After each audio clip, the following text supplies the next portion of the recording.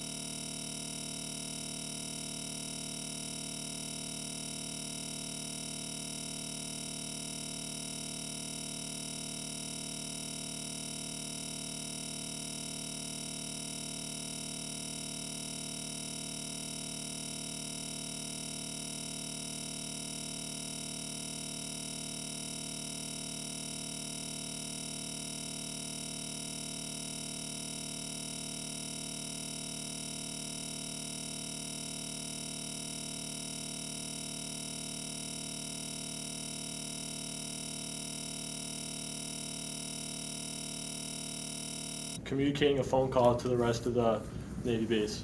The Navy SEALs then sent a helicopter that was shot down by the Taliban, which totaled 16 lives.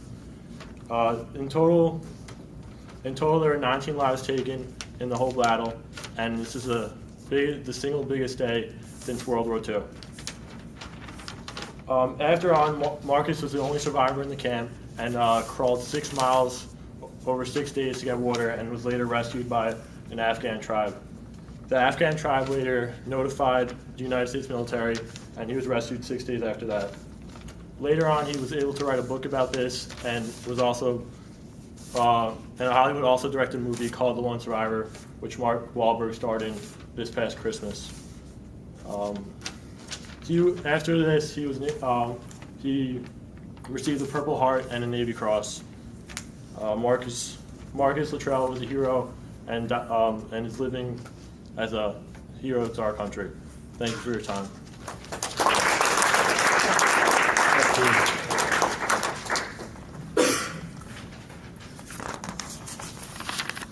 All right, Dana. Is that Diana? I'm sorry. What? Yes, it is Diana. Thank you. I keep saying Dana. I don't really know why. Thank you. I have to learn. Hi everyone, I'm Diana. If you look around the stuff around the house, I bet you will find half of them says made in China. And most of them would have been shipped from one place, Shanghai City. It is said within 20 years, China will become the world's #1 economic superpower. Believe it or not. But when it does, Shanghai will lead the way as the biggest, richest, mightiest city on the earth. Shanghai sits on the edge of East China Sea, halfway between Hong Kong and Beijing. The British opened a concession here after the First Opium War and ignited Shanghai's evolution. Built by the British as a hub for foreign trade, houses of banks and custom houses first put it on the world's map as a cosmopolitan international city. Through the past years, Shanghai has numerous name tags attached to it, like the Paris of the Orient and Pearl of China. As the largest and most prosperous city in the nation, Shanghai is like New York City, is the economic, financial, and cultural center of China. What's most attractive about China is the different style of architecture and the design through the city. Shanghai has been divided into different concessions and districts through the years, and the boundary still remains today. The famous Bund is the home to British Public Park, and you can also find a lot of colonial structure here. But the development of Shanghai today is unbelievable. The pace is very fast, and the newest area of this city is Pudong District. The skyscraper here matches anything in Manhattan. You can also find the two most impressive structure here. That's Jingmao Building and Oriental TV Tower, just like Empire State Building in New York State and Eiffel Tower in Paris. And most foreign visitors find Shanghai as a fashionable city because galleries, museums, restaurants, and bars are everywhere. And from the cosmopolitan cultural scene, you will find both mysterious Chinese history and the fabulous future of China. So welcome to Shanghai. Thank you.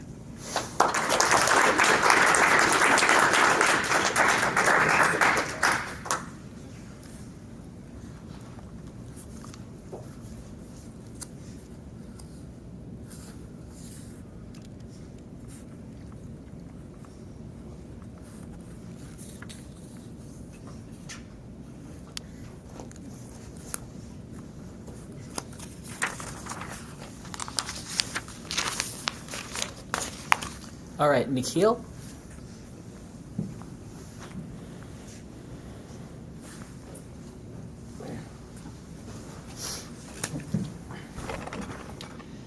Good evening. I'm going to show you all how to tie a tie. It's a simple four-in-hand knot. I know this will probably be more beneficial for the guys than it is the girls, but ladies, I hope that you can have some application out of this in the future. So the first thing, most important thing, is to realize that there is a thick side and a thin side to the tie. And this is important. You want to make sure that the thick side aligns with the side of your body where you have your dominant hand. So I'm right-sided. So the thick side of my tie is on the right side of my body. And the next thing you want to make sure you do is that the thin side of the tie is adjusted to about your waist level. I like to do it 1 to 2 inches above, but that's just my preference. Everybody likes a different length. So I would say try it a few different ways, see how it looks, see which one you like better.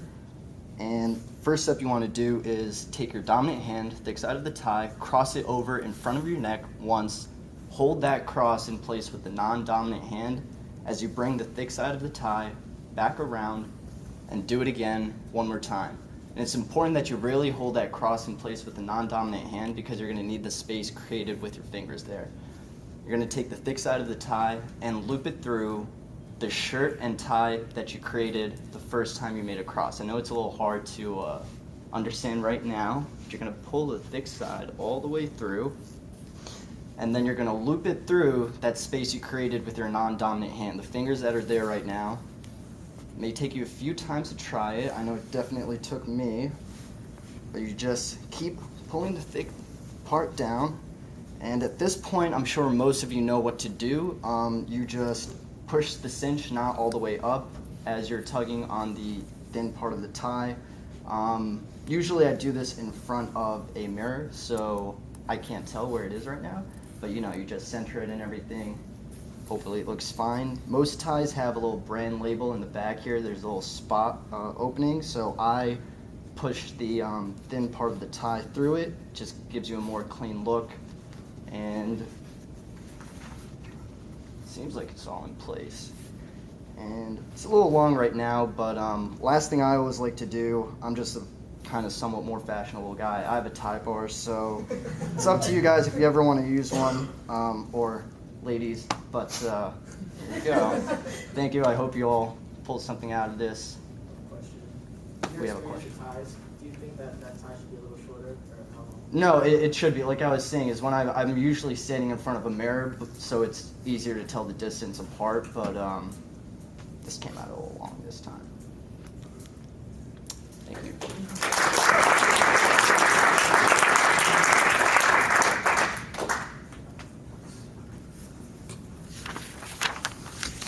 All right, Mike C.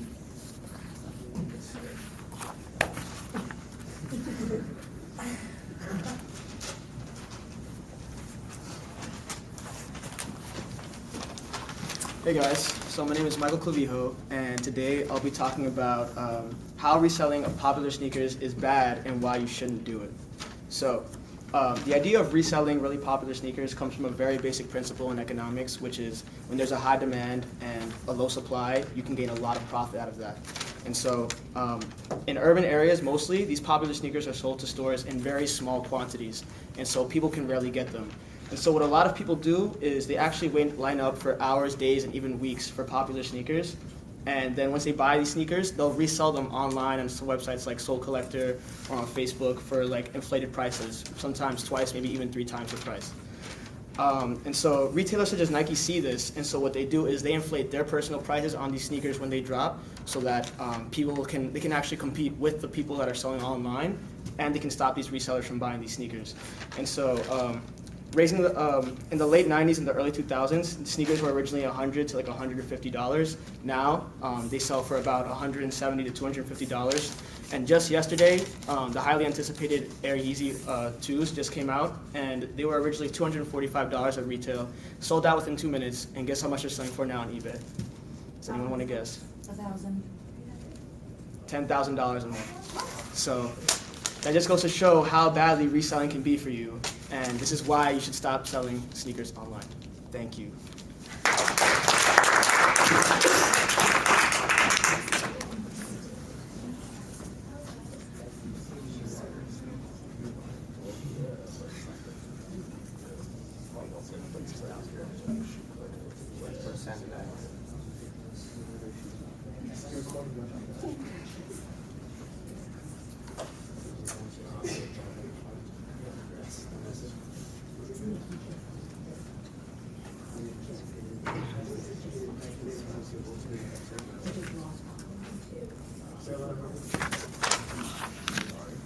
All right, Jonathan C.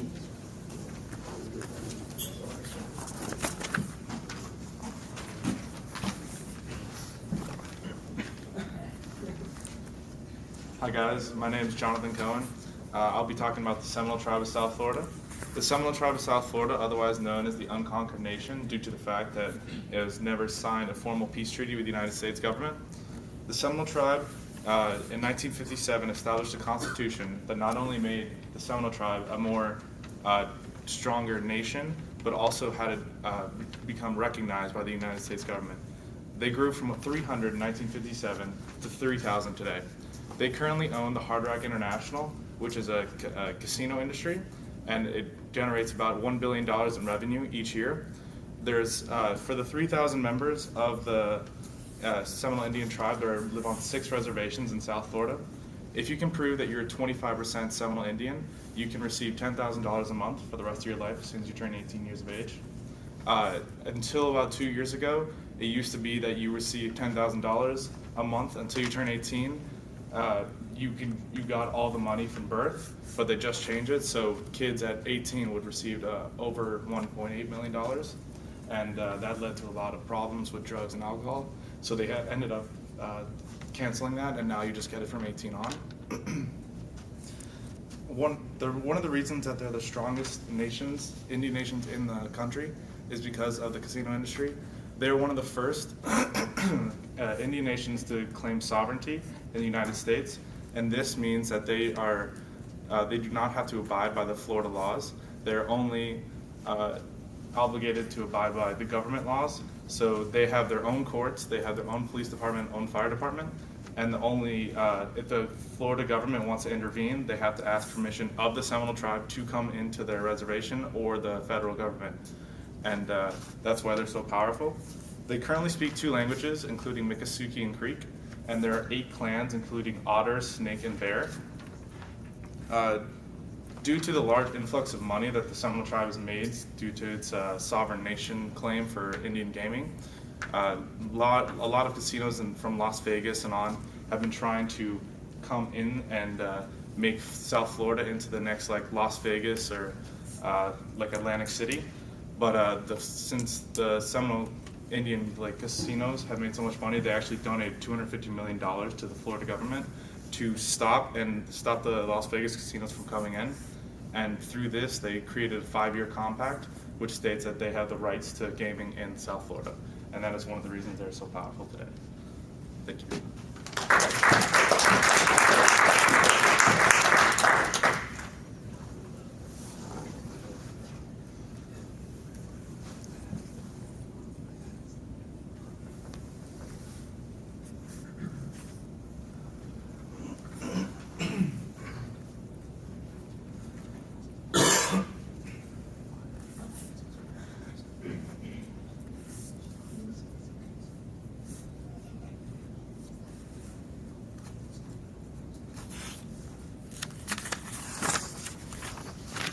All right, Austin.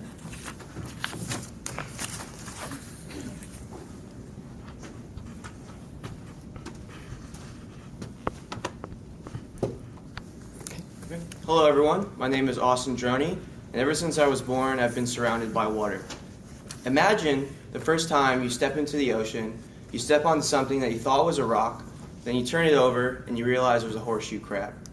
Imagine swimming out in the ocean and a dolphin jumps out of the water over the top of your head and back down into the ocean. These exciting and amazing moments developed my passion for aquatic life. Insert the Maritime Aquarium, located in Norwalk, Connecticut, my hometown, where I worked for 6 years of my life as a tour guide. Now you're probably thinking, why on earth would I go to an aquarium when zoos already have a ton of fish and have a lot more to do? Well, I'm here to tell you why the Maritime Aquarium is special. Not only do you get a unique and detailed explanation of the life residing in the Long Island Sound, but you also get to experience the rare albino crocodile.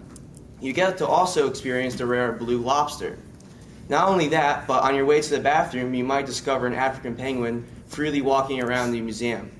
You can face your fears of touching a stingray, or face your fears of facing a shark face-to-face in the Shark Tank. If that's not enough, there's an African exhibit with 9 meerkats who are all part of the same family, really cute, adorable, loving, the best things in the entire world. And your experience will not be limited to just the Long Island Sound, but the entire world.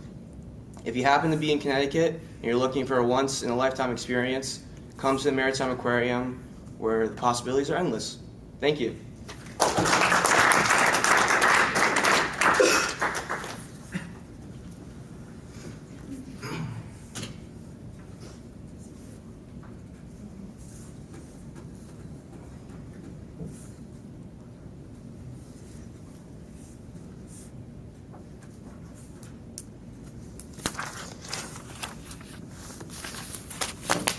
Okay, Ari.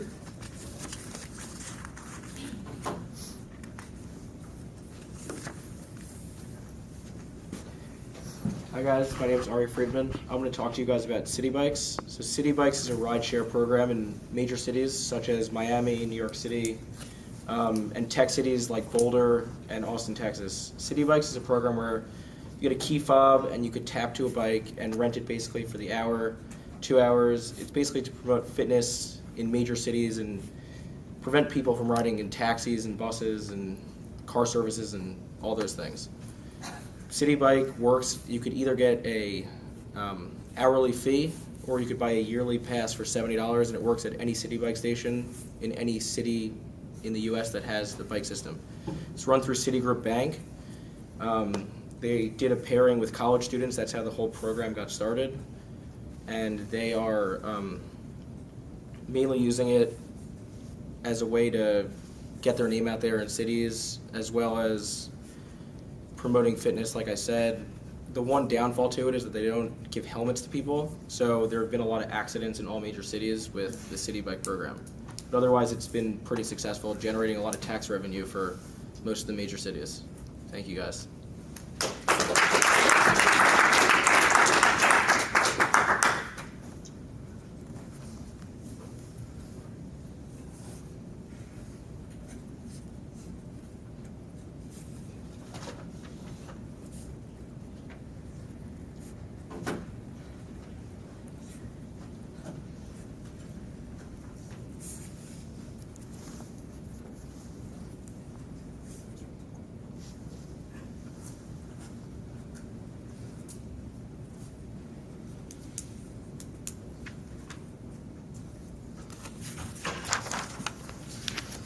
All right, one more, and we will have finished our first group. Kara. Sorry, not expecting. Surprised? Can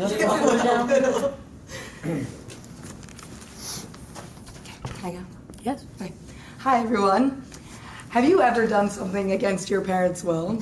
Well, I can tell you that I have many a time, and I'm about to tell you about the worst decision I've made going against my parents' will. I grew up in New York City and I never knew how to drive. I don't have my permit. I use my passport as my identification for everything. And my dad decided to take me to Cabo San Lucas for my 18th birthday present, and we decided to go on an ATVing trip, God knows why, and he decided to let me drive my own ATV. So I get there, I'm determined to drive my own bike, and all of a sudden, we are 300 yards from finishing the day, and I can't believe I've made it out alive. And right when we're like 100 yards from finishing the entire trip, I stop short because the sand is coming up in my face because we are in the middle of the desert. And I stop short in 5th gear, and I fly all the way over the handlebars, and the ATV crushes my elbow. So I get up, I try to act like it's not bothering me, and I go back to the hotel, to which I decide it's really not okay. I travel to a random witch doctor in the middle of the desert, and he prescribed me some steroids, which ended up making me terribly sick.